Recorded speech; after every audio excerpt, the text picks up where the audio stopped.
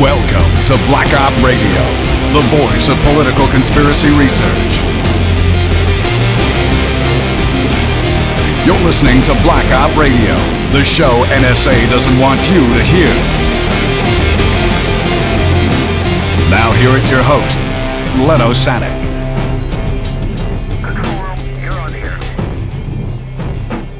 Hello everyone and welcome to another episode of Black Op Radio. This is Len Osanic and we are in the Black Op Radio studio today with Dr. Mark de Valk.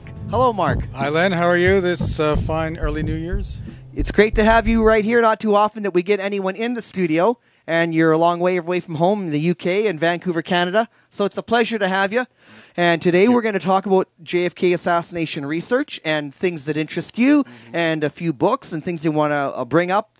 And well, let's get at it. I think as a brief background, you run Dealey Plaza UK. You're owner, the editor of the journal. The editor, yeah, right? Yeah. If some of your viewers may recall, we had a really nice interview in Hawaii last year, and I went through that.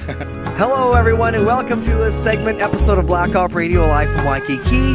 For those who tuned in, we had some interruption of our web provider, our internet service, and that is no surprise because our show is so cutting edge. The man's trying to keep me down.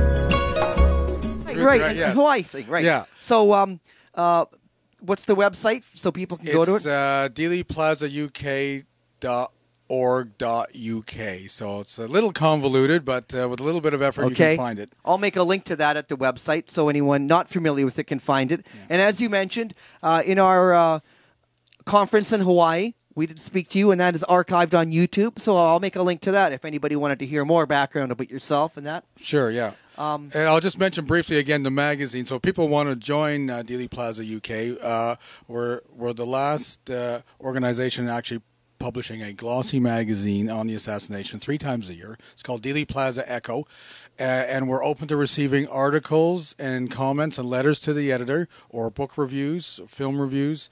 And my address is on the website, and we can get you a copy of the journal. It comes with a membership fee, and we do have a U.S. secretary in Whittier, California. Okay, great. Well, I'll make a link to that with show notes as well, as we always do, right? Yeah. So, welcoming you to Black Op Radio. Tell me a little bit that's new with you and research since last April. Right, since last April. Well, what happened was, as I mentioned then, I'm working on a series of films, hopefully kind of guerrilla-style, 1-hour documentaries, and based on a number of books. And we have some of those here today, Len. As we know, hopefully, and this is good for viewers as well, if they would like a good starting reading list, say, for the new year, or if you're being introduced to the case and you have some interest in it, as well as if you don't have these books. Now, again, there are many fine researchers out there. There's a good eclectic range of books.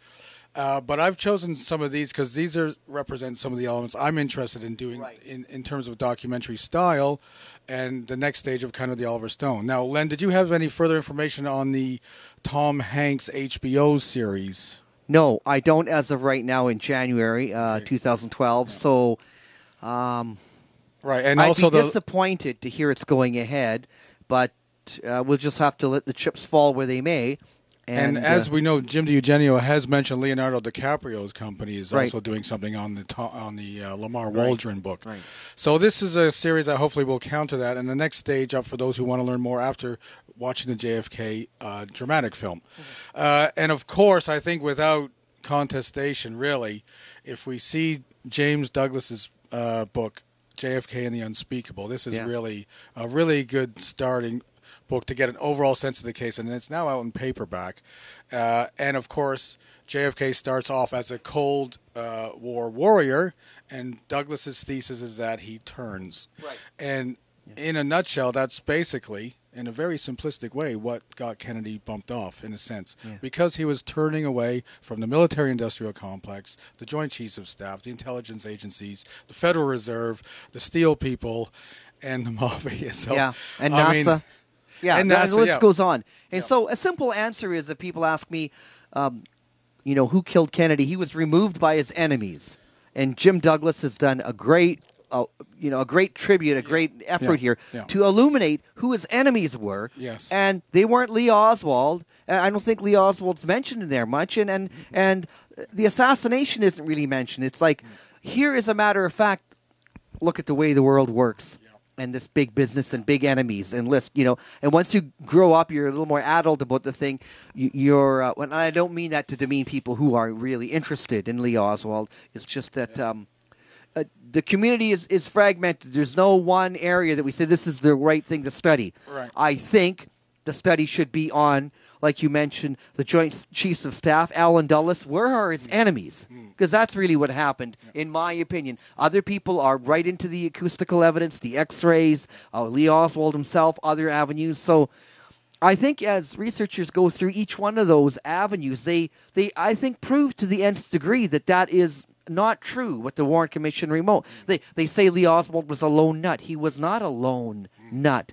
I think to connect with what you were saying earlier about in terms of yes, it's the intelligence factions and your dynamic connection with Fletcher Prouty underscores that, and I think in terms of the Oswald thing, if you don't get sidetracked by the scenery of it and just think of Oswald as representative as an intelligence agent, so I think in that case I would have to argue, of course, for another great book to consider is John Armstrong's Harvey and Lee. Maybe you can do the honors and pull this. Look how a beautiful book in a lovely case there. Len, can you do the honors? Now, you don't get much nicer than that for the coffee table, And I want to point out in here. Beautiful CD-ROM. So John Armstrong has put all the documentation on there because that's what he wants to focus on, not just conjecture and rumor.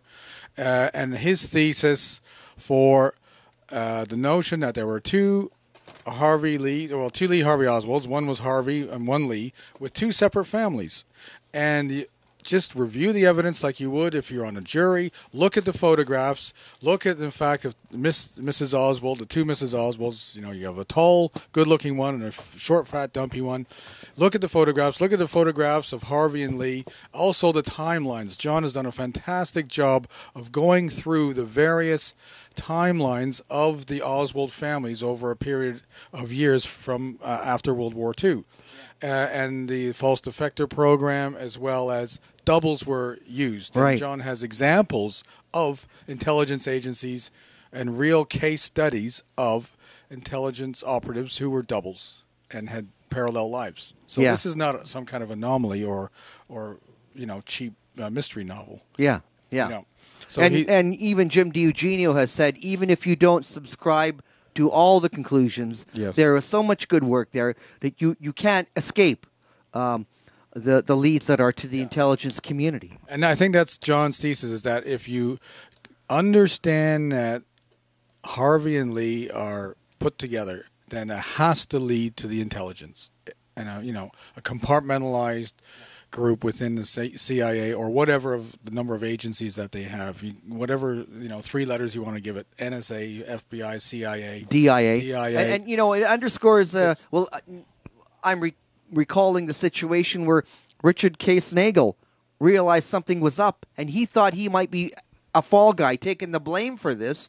Goes into a bank, shoots until he's arrested. I want to be in jail when this thing goes down. Yes, I don't. Yeah, and the key timeline here is that John has interviewed, the two Oswalds, Marine buddies, in two different Marine bases. Yeah. One was the Russian-speaking, Oswaldovich, and the other one was a guy who liked to party and pick up girls. Yeah. So, based on the testimony, again, of the people who knew the Harvey and the Lee, and then the timelines and when he was in Natsugi and Russia and, and different Dolly shoot stars, the whole myriad. So that's a great read, great to have on the coffee table.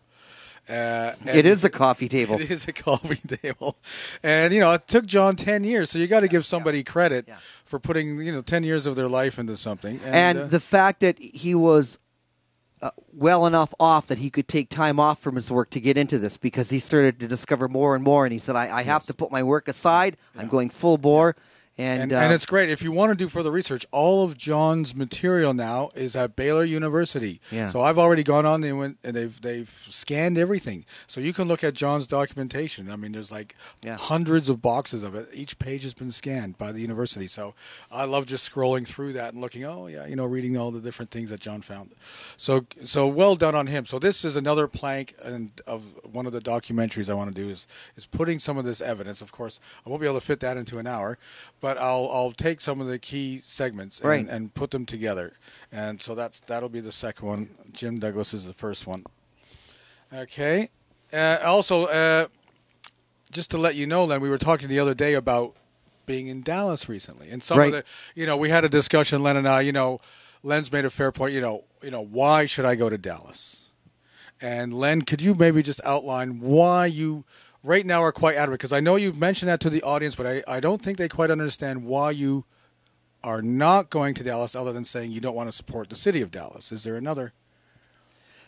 Well, I'll start, and you can remind me if I did forget something. The idea was that since the city of Dallas and the state of Texas and everyone else around there, district attorneys, assistant district attorneys, whatever, they want to blame Lee Oswald. They want to take the blame away from anything there, like the police, the legal justice system there for failing to have what should have been a court trial there. I mean, that underscores the power that could stop a trial from happening and taking it, say we're having a blue ribbon commission. There will be no trial in Texas, right? But I know you're quite adamant about your ad nauseum. Oh, the sixth floor museum. Is that really a reason for not to go there? That's probably the final reason. If there was a real museum like the Assassination Museum, in which I heard that the legitimate researchers went there and they met and they had coffee and they got along for one, and that was some kind of I don't say ritual trip, but something like maybe people talk about traveling down Route 66 and they want to drive that or take a motorcycle. Yeah. That's something to do. Yeah. The thing is, with Gary Mack and those other assholes at the sixth floor museum, that is the thing that sours it all. That I would go there. Imagine you traveled all the way to Dallas, Texas. You're there and you don't go into this, but I wouldn't go in. Out of principle, I wouldn't pay the $12. But I wouldn't. As a historical, I know we've had this discussion the other night. The historical, you've been studying it all these years. Yeah. Just as a point of being part of that history of stepping into that photograph, because Dealey Plaza is like a frozen frame of the Oliver Stone film. Well, this is what you had been explaining to me was your experience. That when you went there, you were pleasantly surprised by meeting other researchers there, by meeting people you didn't expect to meet. And as you went through the theater and other places, not just the Grassy Knoll, at the different houses, you started walking back and forth and saw how close to where Jack Ruby's house, maybe there's a safe house here. Like, these are all blocks away. They're not, So that was the kind of thing you discovered, that you have that enthusiasm saying you should go there. It was worth it. For me, it hadn't happened to me yet, so I was thinking, I just think of Gary Mack and the sixth floor and Texas, if they don't want to do anything, Yeah. That was Gary Mack calling. I think he's upset. So as I mentioned to Len, in terms of histories, what I also did this year is I went to the Dallas Public Library. And I got out a phone book from Dallas 1963. Now, see, that's interesting right then and there. I wanted to see all the names in there, and by God, they were all there. I found. So I looked up Jack Ruby. Of course, his apartment on South Ewing isn't there, but his business was there. So Jack Ruby. So we jotted down the address, and we drove to where that address was. I think it's a restaurant now or something. So then we went to Abraham Zapruder's house, right? Because it's in the phone book. There he was, A. Zapruder, and it gave us the address. And when we went there, I took a picture of it just as a historical thing. And it's all relatively close to the center of Dallas. And I think that his home is up for sale now. So if anyone wants to buy it, Mr. Zapruder's former home is up for sale. As I mentioned, yes, I went to 1026 North Beckley, and you can actually go inside. There's the woman who lives there is the granddaughter of the former owner. I think Mrs. Johnson, and I think for a voluntary donation, she's generally quite good about having you come in and look. And it was like going into a time capsule because she said that the original furniture was there, the couch, this ashtray, the position of where the TV is. And the most amazing thing was when she showed me Oswald's very tiny closet of a room, which is now where she keeps her china cabinets in there. It was just a tiny broom closet. Yeah, wow. So that was interesting, by there. Now, the most amazing thing that's also we came across now this time, Len, is that behind 1026 North Beckley, we're suggesting that there's a safe house because there's a little house back there that I didn't even notice before. Because I remember when I went there, I asked the lady, what is this house for? She said, we used to use it for storage. But now I found out it's a self-contained apartment, like a separate little teeny tiny house behind 1026 North Beckley. So I don't know where that's going to lead, but some people are suggesting that this could be a safe house, a perfect place, perhaps Harvey and Lee. I don't know. I'm just projecting there, but because remember, what did the landlady say?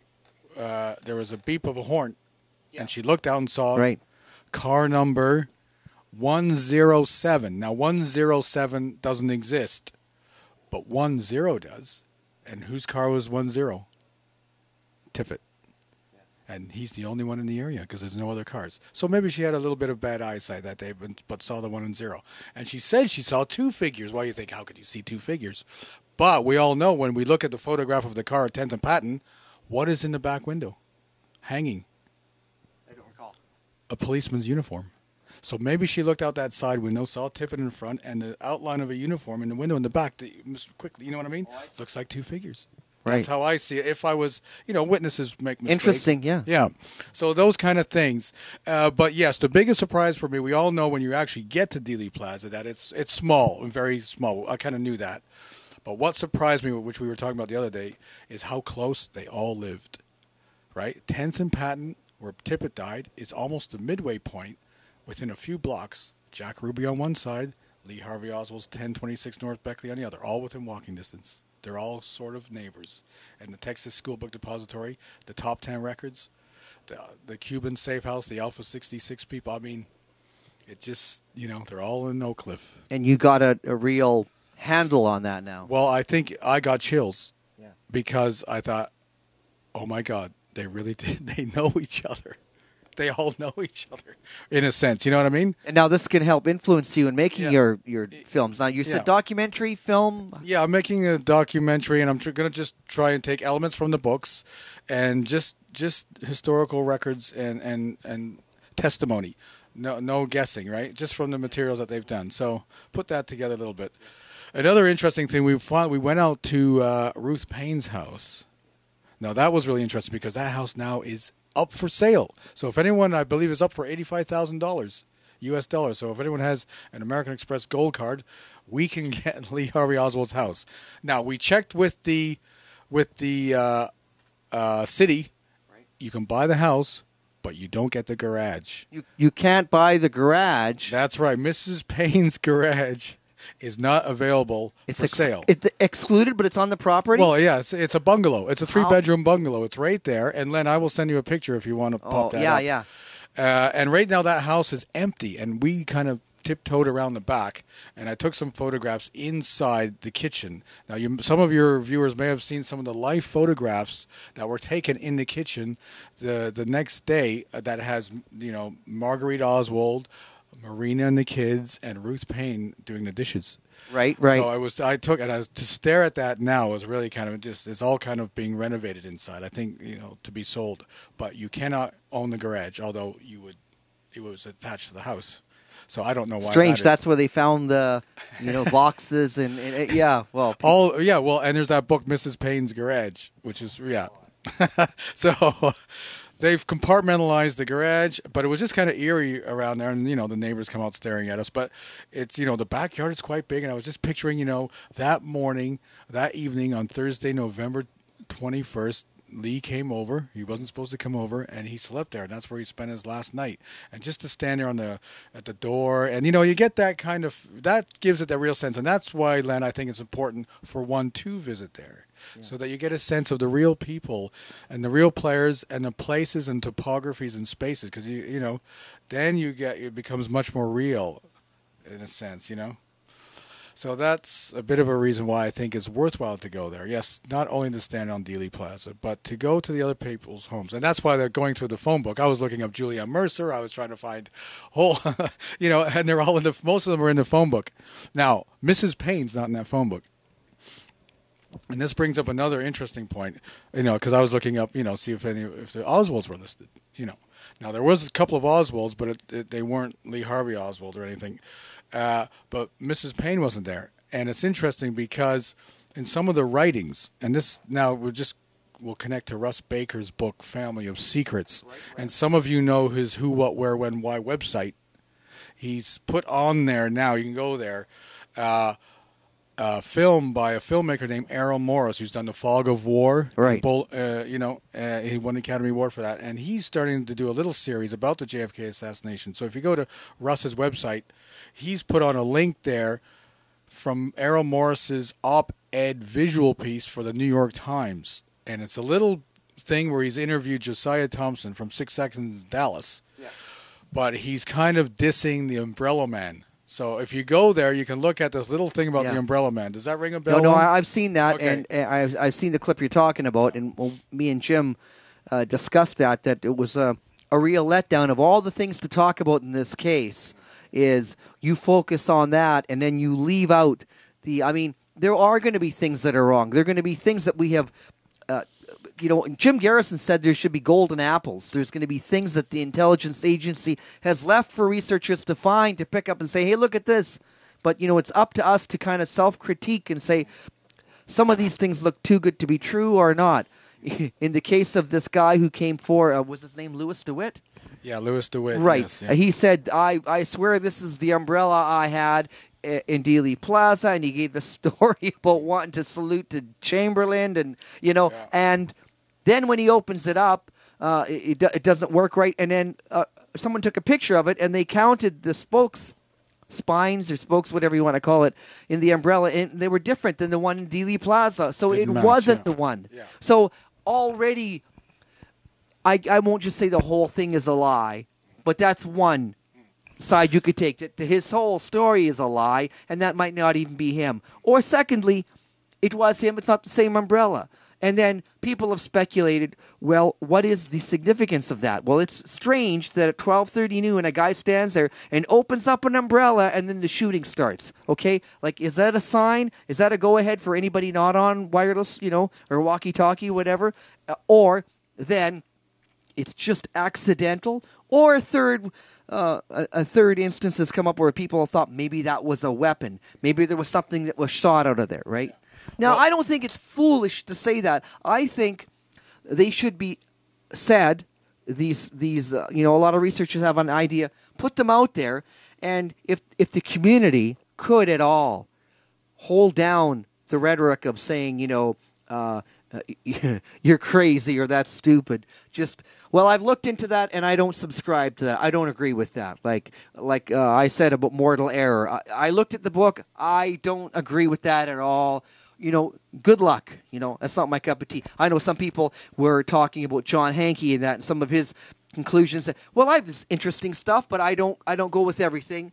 But I don't feel that we have to to push as hard as others have pushed on him. And there will be other people. Same with Russ Baker. I don't agree with everything about Russ Baker either. And I've had him on as a guest. So if you look into the archives of Black Op Radio, you'll find a few interviews with Russ Baker over the years. And I just say, listen to the guests, make up your own mind, and don't be too quick to just say the thing is crazy.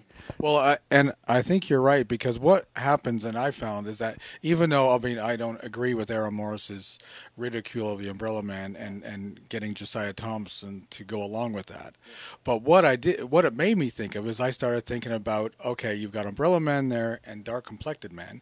Right. And then, but don't forget, for those researchers and for those who don't know, right across the street, there was painted 3 yellow stripes on the curb. Now, we know that's true because, was it Mary Mormon or Jean Hill? Mary Mormon or Jean Hill, I forget which one, had sticky yellow paint underneath her shoe. Yeah. And you can actually see it in the Zapruder film. And other researchers have checked in, and the Dallas authorities have said, the city people have said, no, there was no works people that morning or the day before painting stripes. I mean, why would they paint stripes there? But those stripes coincide in the exact, right across from them were the Umbrella Man, the Stemmons Freeway Simon, and Dark Complected Man. At the day and time when a president is shot in broad daylight, under the, quote, protection of all those people, Yeah, and also, so just to carry the Russ Baker thing, okay, yes, the Umbrella Man, what it made me do is I started thinking about my little journey to Ruth Payne's house, and I started reading a bit more. Now, what I found, Len, is that sometimes the hardcore right, the researchers like, the ones you don't agree with. Whoever, yeah. Well, I dug out my old little hardcover of Ruth Payne's Garage, which is, of course, very in the Posner camp. But don't forget that these researchers have got all, grants from the Guggenheim, this and the Rockefeller, and they actually do some really good research in terms of digging out stuff.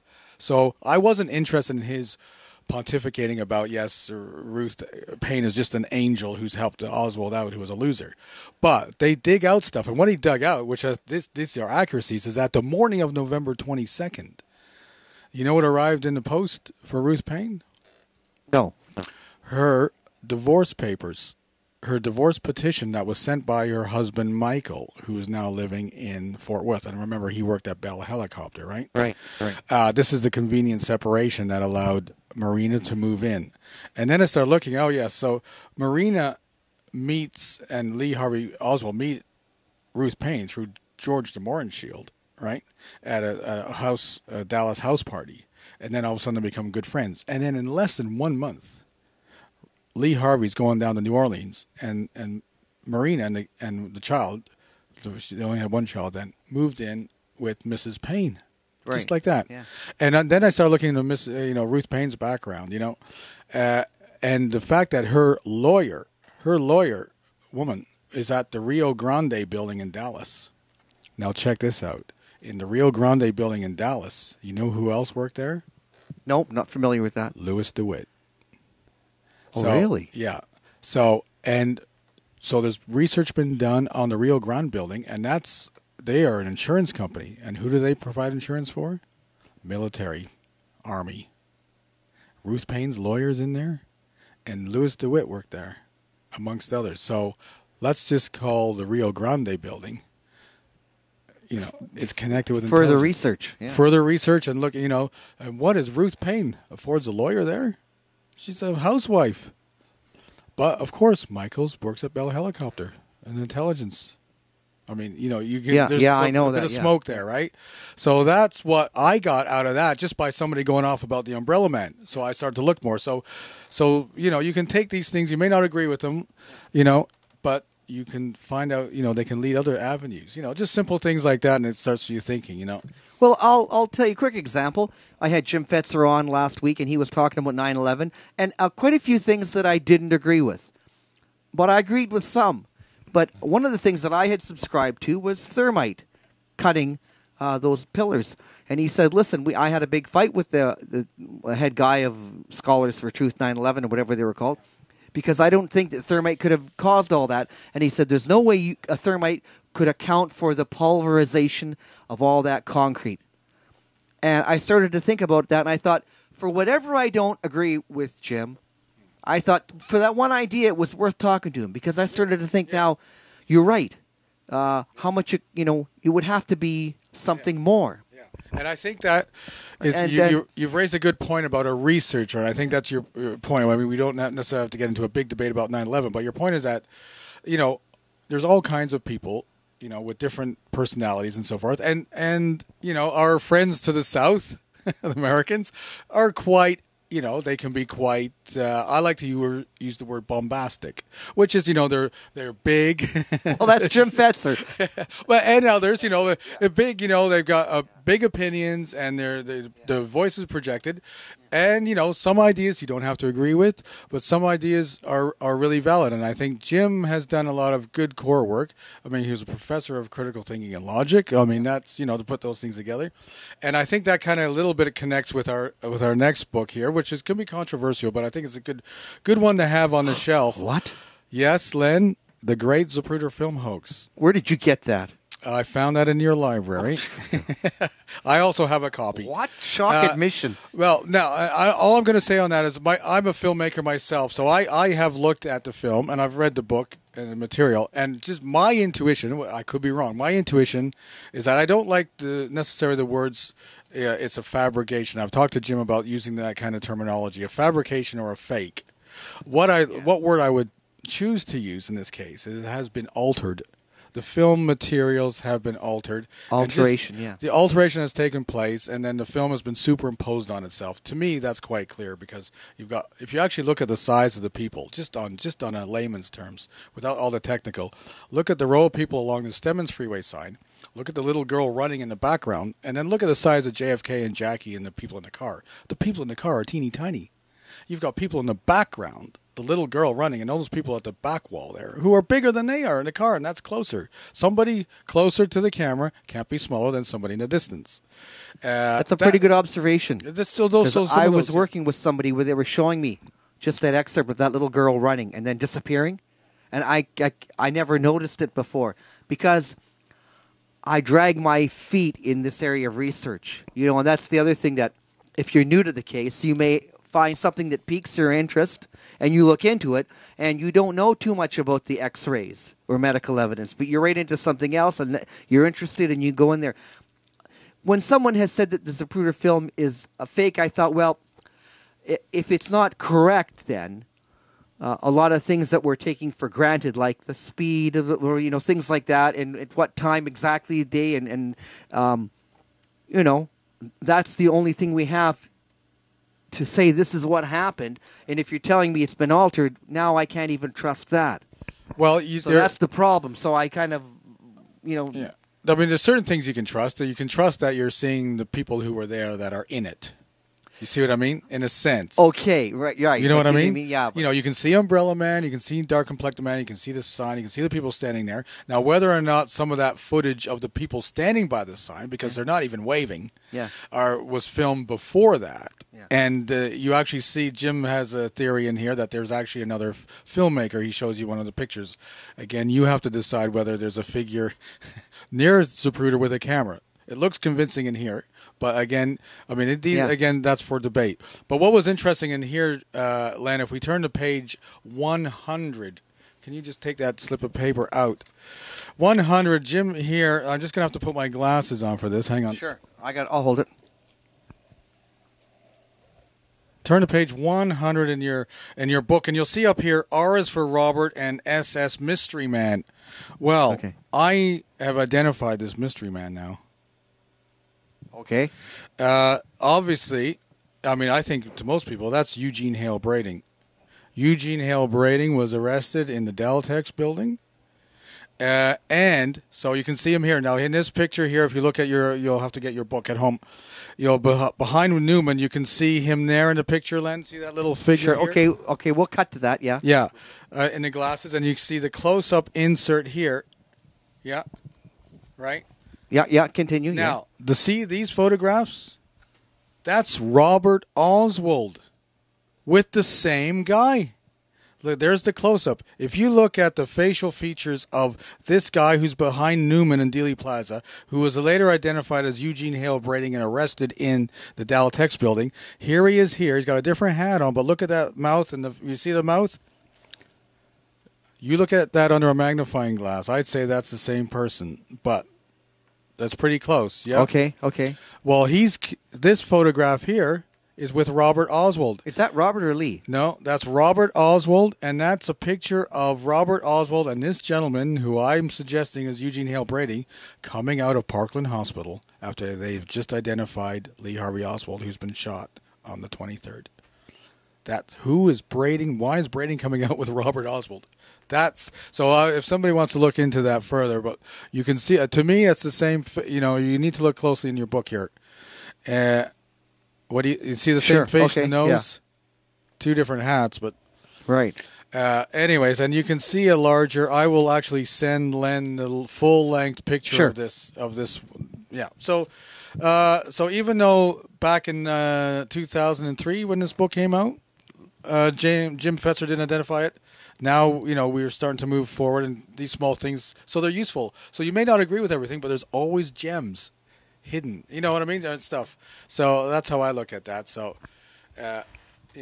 and also the fact that David Mantik, who's a well-regarded radio-oncologist, who's done all the examination of the autopsy, X-rays, who was given permission by the Kennedy family. You and I can't get permission from the Kennedy family. Yeah. So they took him seriously and his report seriously. And, I trust David Mantik, and David Mantik is, a very good colleague of Jim Fetzer. So, like-minded people, you know what I mean? So if sometimes we don't agree with somebody, or we might find their approach bombastic or whatever, you can't throw the baby out with the bathwater. So, I would figure if someone like Mantik thought somebody else, their friend, or if Jim, as an example, was not up to scratch, why would you hang out with somebody? You know what I mean? So I think you have to take that into account as well, right? Yeah. As an example. So that's good reading for the new year. And again, it's not going to solve anything. And it's fair, like people like Jim DiEugenio are sort of agnostic, and you yourself, Len, might be agnostic about the role of the film. Yeah. But if it has been altered, where has it been altered? Yeah. Right? The NPIC, the National Photographic Interpretation Center, where it went. So that leads to intelligence. So, that's how you have to look at that. Yeah. Whether or not you see anything there or not doesn't really matter. We're not seeing anything anyways. Yeah. But, so, it's food for thought on that. And we've got one left here. Well, this was just, since we don't have David Mantik's book, because Len's missing that in his library, so maybe we'll chip in and get him Murder in Dealey Plaza, which has Dr. Mantik's report on the autopsy photos and that. And that in of itself is important. And I think Jim DiEugenio has identified that Volume 3 here of Doug Horn's book here, if we just take that out. Inside the Assassination Records and if we Review just take Board. that out, again, and this is... And you're asking to go to page 845? Yeah, if you go to this section here, Chapter 11, the 3 autopsy reports, a botched cover-up, and I think we're quite in agreement that this is one of the strongest volumes, and so it goes into that, and that's where Mantik is looked at, and Dr. Gary Aguilar. And those two, Aguilar and Mantik, are the fourth documentary that I want to look at, is in terms of the medical evidence and some of that. So you see, we're getting some really good researchers, hopefully, to give us their story for the 50th anniversary. That's my goal. Right. Well, you think you'll have it finished by then? Well, if it's meant to be. Okay. I'm hoping so, yeah. You're hoping so. Yeah. Remember, this is not some HBO production, Len, so it's not like I'm taking some big crew out, right? Yeah. I'm just, going to be traveling to these places, doing some filming there, and having, hopefully, elements written, read directly from the text, and then cutting to all the evidence. Right. That's, just keep it simple, straightforward, and then let the chips fall where they may. The viewers can be the jury, and you can decide whether it has relevance. And that's one thing that Jim DiEugenio has mentioned also, that when we find small things to nitpick and argue about, if you stand back, there is so much overwhelming evidence that we have that we should be able to agree on to show that this is not... And this was the point of your great idea about this super conference. Yeah. So I don't know if that can be resurrected in the future or at some point. Even maybe, Len, for the 50th, or is that too much to ask? I mean, you've got the 2 conferences in Dallas. What do you think about those, the COPA and the Lancer? Well, from the little that I know about them, I hear that there's a lot of animosity between the two. So it's not that anything that those two guys are going to shake hands with. There's 2 bitter rivals and just researchers, and you almost have to pick a side. And but can we not, though? I mean, my argument on that my idea was, let's go somewhere else. forget Dallas. They don't want anything to do with it. That's the headquarters of the cover-up. Gary Mack and the people that pay him and the people in that city that wanted to try to divert. Dallas was a hated city for a long time. They hated over that because people recognized that, the Cabell, the mayor, all these other people must have said, don't worry, I'll help out wherever I can, So Dallas helped out and removed Kennedy. So that's one of the reasons I was not a fan of going there, and I thought, well, let's go somewhere else. And I had also contemplated maybe having a boat cruise where you're having a holiday, and then every evening or day, there was these different, lectures and things like that. So maybe Hawaii was too far. I'm going to go back again. I'm going to have some lectures there. I think I'm going to do more live broadcasting from there. Right. So I am going to have a few people that once it gets around closer to there, I'll let people know. But I think with the economy right now and the mostly the economy, just people can't afford to fly there. And but you were there. It was just fantastic. The weather. We went out every, It was. I had a great time, and Wes Swearingen showed up, so that was good. No, and I came all the way from the UK, and that was one hell of a massive trip. But we had a great time. It was lovely. Yeah. And interesting. And I think now that if I have a few other people there that are going to be there, maybe just for the live broadcast. Of course, several things happened. Jesse Ventura being a keynote speaker, and him having this giant fight with TSA, a lawsuit saying, I'm not flying anymore. And, of course, I'd mentioned that the people from the film crew of his show, Conspiracy Theory, that were interested, we're going to, we'll have all these researchers there. If we're going to do another episode of that, we might as well get all these guys. So, and Skyhorse Publishing was going to help. And there was a lot of things going positive. Yeah. But when I had a problem with the time of Virtual JFK team and a couple other people, it was more like, look, I'm not prepared to put a lot of money and a lot of time into something that if people say I'm very interested, but I just can't afford to come. So it'll be another time where people can, if they have the interest and they tune into Black Op Radio, you'll be able to hear what we're discovering, who's available. And in the meantime, if other people want to come just for a holiday and say I'm going to be there, fine. Yeah, that's a very good idea. That's wonderful to do because it's such a fabulous setting. But your question then was, will I do that for the 50th? Well, for the 50th, yes. Well, think about this. If you got those people in Dallas, Mark Lane, Jesse Ventura, the Lopez people, right? Remember, Len, you're going to have the world's media there. I'm telling you, it's going to be a little bit of a circus there, to be honest. Yeah. And I'm going to send you a document I have that the Sixth Floor Museum has already pre-booked Dealey Plaza for 7 days in a row from 8 a.m. in the morning until 10 p.m. at night. How can they pre-book it? This is what I'm going to send to you. Yeah. And you know what they pay? They paid for 1 day on the 22nd, but somehow they've prepaid. I've looked at the thing. I'm going to send that to you. Yeah. You want to look at that? This is the application that the person who works with Gary Mack, I forget her name now, sent in last summer. It's dated July 2011. Yeah. Sent to the city of Dallas. They've requested they book out Dealey Plaza, and they're paying for 1 day, which is on the 22nd. And my guess was, which I discussed with the researchers in Dallas, is that, you know what I think they're going to do? I think, just a guess, they're going to rope off Dealey Plaza, and you're going to have a special pass or a ticket to actually get in. All right. What do you think? And there's going to be police all around it. That's what I'm thinking. And Mac, Posner, McAdams will be there. Oh, and that's another thing. I told Len the other night that when I was there in Dallas, I went to the museum bookshop because I like to see what books are being stocked in there. We all know Posner's books there. But, of course, the brand new book out, John McAdams' book, was right there on the shelf. There was a half a dozen beautiful hard copies for, I don't know, $34.95 or $20.95. That was the new edition, Len, to the book museum shop.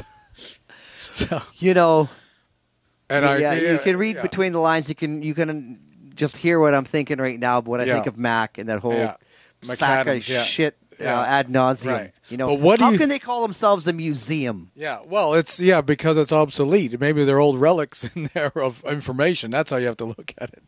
No, it's real disinformation. Yeah. It's a real subversion. Yeah. It's a dark chapter in American history. And for these idiots to parade around saying,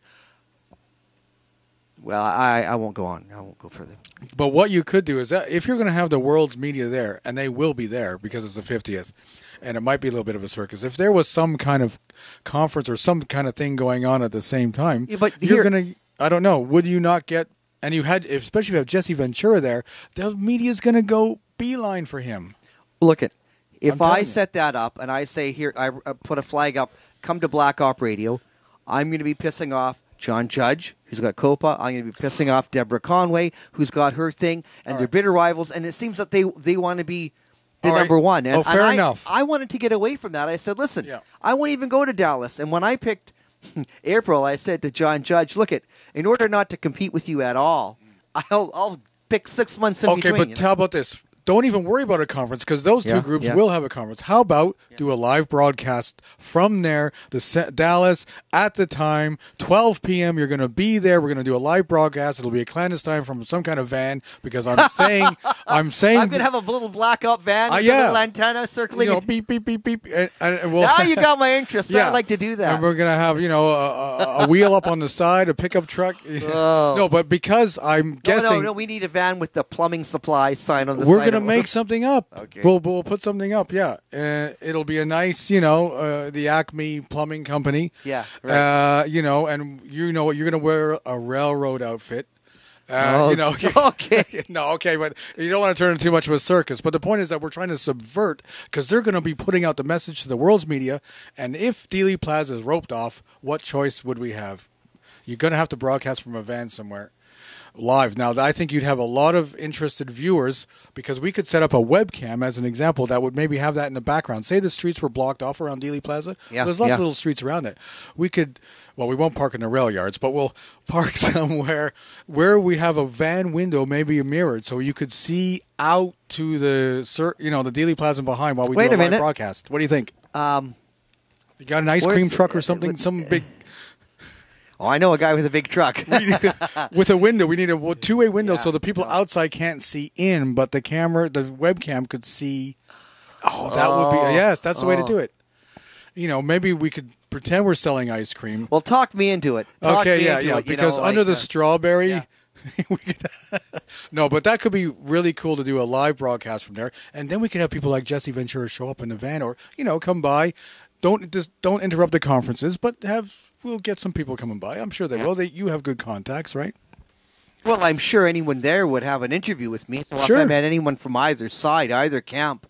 Because they won't, I bet you they're not going to let someone like Jesse Ventura into that because they're going to have their own little ceremony, right, on the grassy knoll. Well, after Jesse embarrassed Gary Mack, right, got him to admit on TV in his TV show that he's just a paid liar. Yeah, or maybe we can take Jesse there to try and get him in to talk to Gary live and run it. I don't know. There could be some interesting possibilities. Well, I mean, we're not going to do an Occupy Dealey Plaza like Occupy Wall Street, but, I think this live broadcast in a van,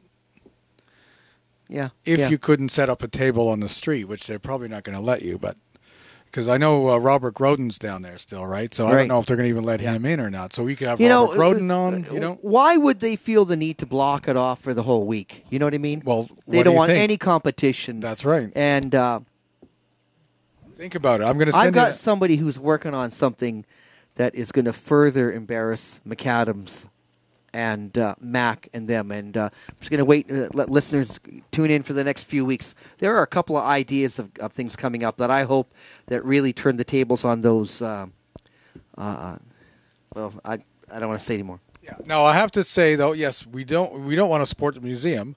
However, my only alternative thing is that I think it still has a historical interest to, and again, it's an individual choice, is to go into the museum because you want to walk inside the Texas School Book Depository and actually just walk the 6th floor and walk the stairwell, right?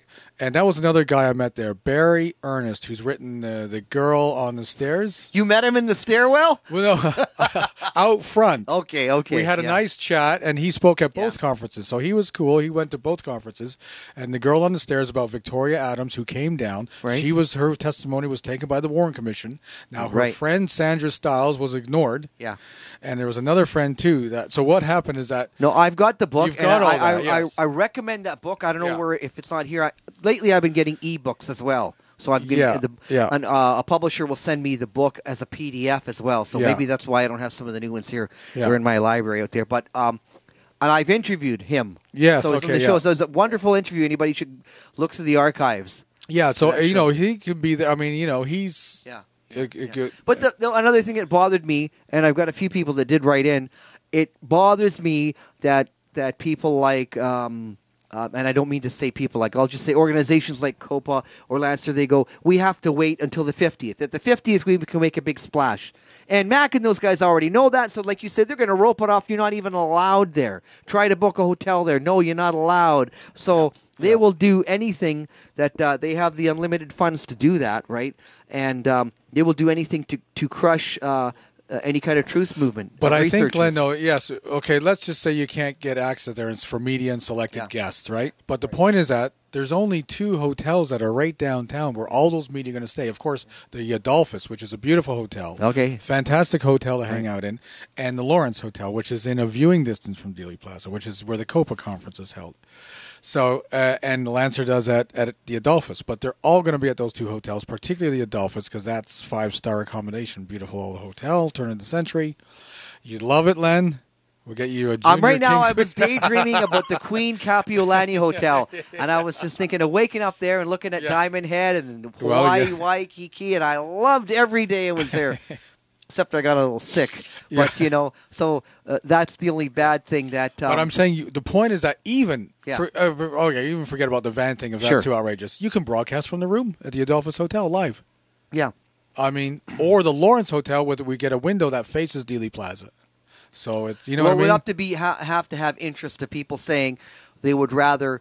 I interviewed people as an organizing factor rather than compete with who would be broadcasting for John Judge or for Deborah, because if they were planning on doing the same thing. I don't think they do. They had like John Judge has a few people like Cyril Wecht when they call in and do a live feed. And it's like a Skype thing. It always breaks down, If you've got people there, Len, like we're doing now, and you can do a live broadcast then over a series of I have a dedicated server, and I have a few other, from broadcasting live in Hawaii, I learned a few things. Okay, yeah. And so... did that go out live? Oh, yeah. Yeah. Did anybody actually watch it live? Oh, yeah. I got a lot of email. But they didn't break up or anything? Oh, it might have broken up. Like you watch for half an hour and you lose a signal, you click listen live back on, you're on again. Right, okay. But there's no compensating for bad internet anywhere in the world. Yeah. Right. Because I think down there, if we did that, and let's just say you did it during the day. Because I do it every day, and I'm in the business of audio, I have a better handle of that, of what,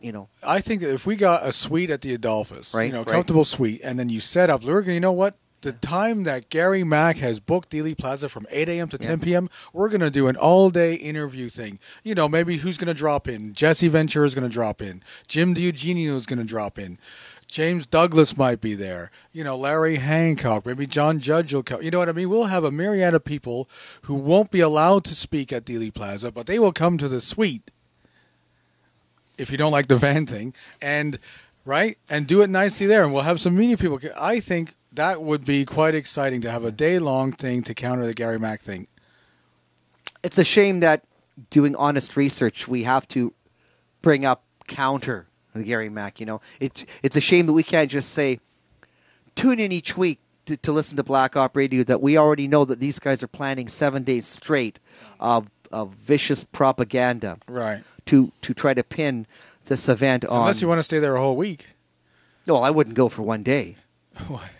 You might, though, for the 50th to interview the people then. No, I'm saying I would go for a week or something, right? Okay, that's what I mean. You wouldn't go for just a day. No, I wouldn't go there for a day, right? So we go there for a day. So the exact same amount of days that the museum has booked Dealey Plaza, you're there, something like that. I think you'll get a lot of people if you put the word out, like Ed Sherry, the Tree Frog guy. He's there every year. I mean, they're all there. very earnest. I mean, they'll all be. I think they're all going to be there, and they might make a and here's special the effort other if they know you're there. Okay, sure, and you could talk me into it further as time goes, but I'm just saying it's a shame though that we're going to wait for the 50th, and on the 50th we're going to do this. Well, because the reason why, I mean, yeah, it's fine to do it before, but it's because the world's attention is going to be galvanized there on then. So it's using but they're going to. Okay, right, You know and what I mean? again, yeah. And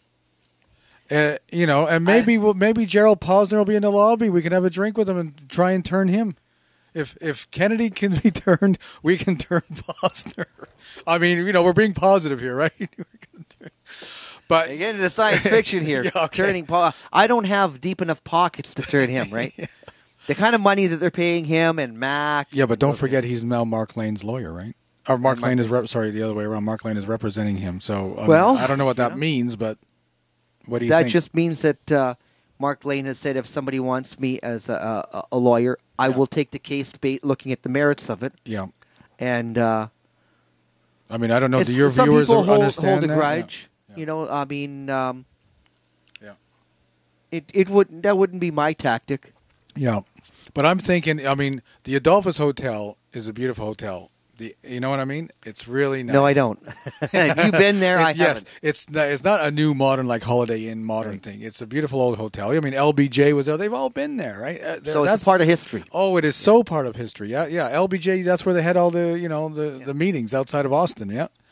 And don't forget Jack Ruby. This is another thing. Don't forget the Carousel Club. Yeah. The Carousel Club was right across the street of the entrance of the Adolphus. So Jack Ruby would come with his business cards, come into the lobby, the conventions, hand them out. That's what he did. And all the LBJ and not him, but all the politicals and policemen, they come over to Jack's Club right across the entrance, and I'll show you where it is. It's not there now, but that's where the address was. That's kind of freaky, isn't it? Yeah. And the police station where Lee Harvey was is about 5 blocks away from there. Yeah. And that's just about 5 blocks from Dealey Plaza. So it's all very close. So even Good little walking tour. Yeah. Oh, you can walk all around there. And also like when Lee Harvey Oswald was working at Jaggers Charles Deauville, right? the map-making company. Yeah. You know where that was? No. 2 blocks away from the Carousel Club. So, hello? I don't know. Unless, of course, Lee Harvey, the supposed loser, 23 years old at the time, who's got no money, no job, happens to get a job at a government map-making. We could just go on. But the point is that all these places, geographically and topographically, are all close to each other. The proximity is stunning. Mm-hmm. That's what really threw me. Not so much Dealey Plaza. Yeah. Where they all hung out. Well, you've got to get a little hat with a tour guide, and I think a lot of people would like to meet you and have you explain all the... Maybe, and then hopefully we'll have John Armstrong there. Maybe we can get John Armstrong there. I think we can get a few people there. And, maybe I'll have some of the films done then, and we can run those in the suite or something, or out, I don't know. Try and get some copies to the media there. Yeah. You can put the Black Op banner. I think you got your cards and your mugs, Len. Given the New York Times is going to be there. Oh, I've got a shirt I'd like to. I've got a shirt I'd like to sell outside of the 6th floor museum. But we won't get there. Remember, they're going to block it off. I would bet you they'll block it off. But this is the backup plan. If they're open and we can get in there, that's fantastic. Yeah. Because Robert Groden, where he goes, would be a great place to broadcast. Yeah. But I think they're going to bump Bob Groden out. But Bob Groden could set up in the suite. He's going to be there. Yeah. Right? Yeah. So, and he's got some credentials. I mean, he's got connections to Oliver Stone. We can let Oliver Stone know, yeah. Yep. What if Oliver flies in? Let's get him there for the 50th. Well, I mean, you got to, I know it might sound like a bit pie in the sky, but you got to try. Because you know what? He might just say yes. To counter, he's done his bit. Okay, he's done more than his fair share of trying. So maybe for this 50th anniversary, and the fact that James Douglas, why can't, yeah, I bet you he'll be there. And remember, he's had the Kennedy family. He's the only researcher I understand who's had the Kennedy family contact him to thank him for writing a book. The Kennedy lawyer, to my knowledge, contacted James Douglas and said, we really want to thank you for the work you've done on this book. It means a lot to us. So yeah, and it represents the truth. Well, yeah, very close. You're never going to get a Kennedy, person or affiliate calling you unless you've done something right. Yeah. in a sense, for them. Yeah. And you know what? I've got other, maybe, I don't know if the Kennedys will show up there. They probably won't, but, you never know, right? You can always send their lawyer an email saying we're going to be there, and, James Douglas is going to be there, and if anyone's around there, I'll think about it, or if a lot of people email and say they are going and people are in droves or are going to show up, it might be something. But as I said, some things I drag my feet on, and that was a few reasons why I just thought, But you did want me to try and convince you, so I've given you a good pitch there. Oh, yeah, you have, yeah. Oh, viewers can decide if they think. Yeah. Well, I did say that to you. I said I'm not really interested, but talk me into it. Right. And so if you keep... So if I could promote to the viewers to suggest to Len, if you feel it worthwhile for Len to be there with Black Op Radio for the 50th, please write to Len and give him some positive encouragement. Well, I don't know. Okay, sure. Yeah.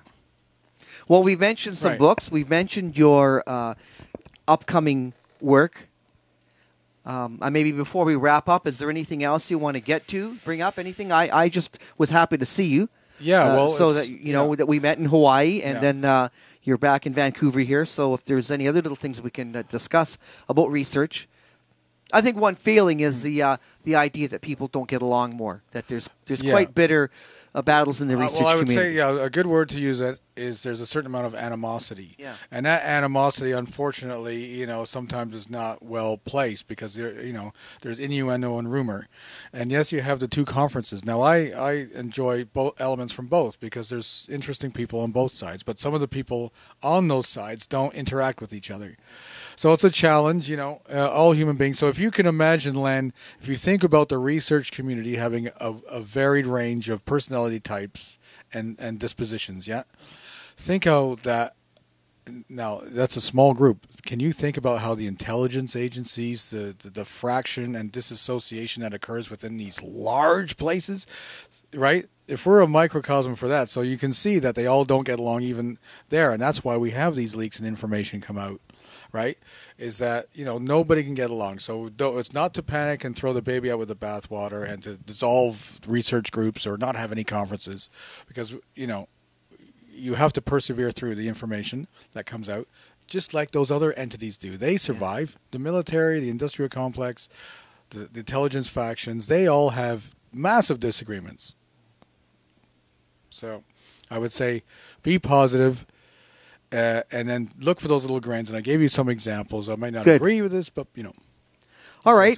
Okay. Well, I think that's a good note to end on. I've enjoyed speaking to you. Thank you so much for dropping in. Okay. Thank you, viewers, for watching. And stay tuned to Black Op Radio. And we'll be back with more. And hopefully we'll be hearing from Mark de Valk again in the near future. All right. Good night. Thank you.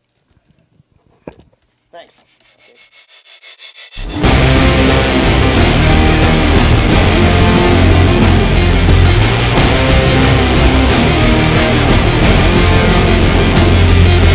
You've been listening to Black Op Radio, broadcasting weekly from the Fiasco Brothers recording studio in Vancouver, Canada.